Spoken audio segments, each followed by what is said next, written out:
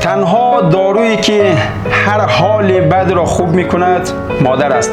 سلام هموطنان عزیز، به مناسبت میلاد با برکت حضرت فاطمه زهرا سلام الله علیها و روز گرامی داشت از مادر، یک پکیج ویژه با تخفیف ویژه خدمت شما داریم. این که این سال جدای از هر سال که کفش و جاکت و چادر برای مادران تقدیم میکردیم، این سال یک پکیج و یک تحفه که ارتباط مستقیم با سلامت و شادی و نشاط مادران دارن خدمتشان تقدیم بکنیم. 1 کیلو عسل کوهی بامیان که البته شما میتوانید به انتخاب خودتان عسل کوهی دایکنده، بامیان، لعل، سرجنگل یا بدخشان یا بیسود را انتخاب بکنید. همچنین یک بوتل معجون چند مغز عسل و میوه خشک تحسین، یک بوتل گل محمدی که ارتباط مستقیم با افسردگی و استرس و دوای قلب مادران هستند.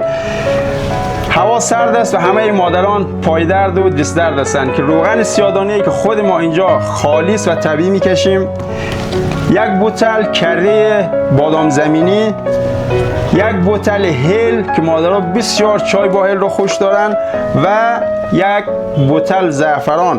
قیمت مجموع این پکیج تحفه سلامت 1900 افغانی که در بسته‌بندی بسیار لوکس در صندوق‌های چوبی بسته‌بندی شده و شما می توانید این بسته را کوچک کنید یا بزرگ. ما هم صندوق‌های بزرگتر از این داریم و هم کوچکتر از این که به انتخاب خود شما متغیر است. مجددا روز مادر را خدمت همه مادران مهربان سرزمینم تبریک عرض می کنم. یا حق.